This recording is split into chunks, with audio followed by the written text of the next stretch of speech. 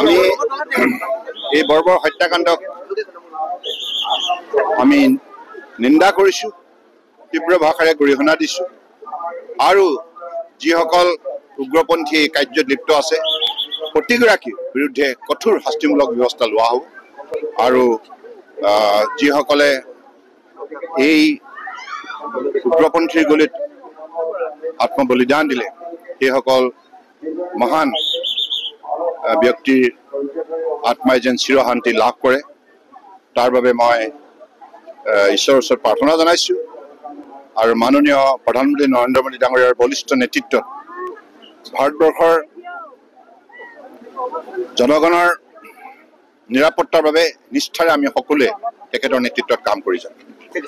শান্তিপ্ৰিয় নিৰীহ ৰাষ্ট্ৰীয় আন্তঃৰাষ্ট্ৰীয় পৰ্যটকৰ ওপৰত যেনেধৰণে আক্ৰমণ হ'ল সেই আক্ৰমণৰ ফলত বহু নিৰীহ লোকে অকালতে মৃত্যুৰ সাৱটি ল'ব লগা হ'ল। তেখেতসকলৰ কোনো ভুল নাছিল, তেখেতসকলে কেৱল গৈছিল জম্মু কাশ্মীৰৰ পাহালগাম অঞ্চলৰ সেই সুন্দৰ বৰফৰ দৃশ্য উপভোগ কৰিবৰ বাবে, কিন্তু উগ্ৰপন্থীয়ে বৰ্বৰভাৱে অত্যাচাৰ কৰি তেখেতসকলক হত্যা কৰিলে। আমি এই হত্যাকাণ্ডক ভাৰতবৰ্ষৰ 140 কোটি 84 লাখ জনতাই গভীৰ নিন্দা কৰিছে আৰু যিসকল উগ্ৰপন্থী এই কাণ্ডত জড়িত সেই অপৰাধীসকলক কঠোৰ শাস্তি বিহিবৰ বাবে ইতিমধ্যে মাননীয় প্ৰধানমন্ত্ৰী নৰেন্দ্ৰ মোদী ডাঙৰীয়াই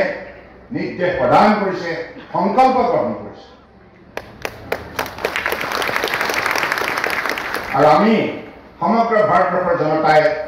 আজি মাননীয় প্ৰধানমন্ত্ৰী নৰেন্দ্ৰ মোদী ডাঙৰীয়াৰ সৈতে একেলগে মিলি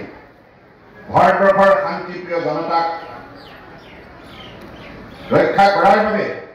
সকলো সংকল্পবদ্ধ হৈছোঁ, প্ৰতিজ্ঞাবদ্ধ হৈছোঁ আৰু আগন্তুক দিনত যাতে এনে ঘটনা সংঘটিত নহয় তাৰ বাবে ভাৰত চৰকাৰে দায়বদ্ধতাৰে দায়িত্ব সহকাৰে নিজৰ যিখিনি ৰাষ্ট্ৰীয় দায়িত্ব নিষ্ঠাৰে পালন কৰিব মাননীয় প্ৰধানমন্ত্ৰী নৰেন্দ্ৰ মোদী ডাঙৰীয়াৰ বলিষ্ঠ নেতৃত্ব।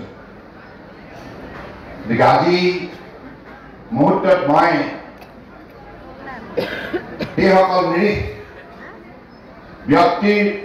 যিসকল অকালতে আমাৰ পৰা বিদায় ল'লে তেখেতসকলৰ বিদেহী আত্মাৰ চিৰশান্তিৰ বাবে ঈশ্বৰৰ ওচৰত প্ৰাৰ্থনা জনাইছোঁ। শোকসন্তপ্ত পৰিয়ালবৰ্গলৈ গভীৰ সমবেদনা জ্ঞাপন কৰিছোঁ।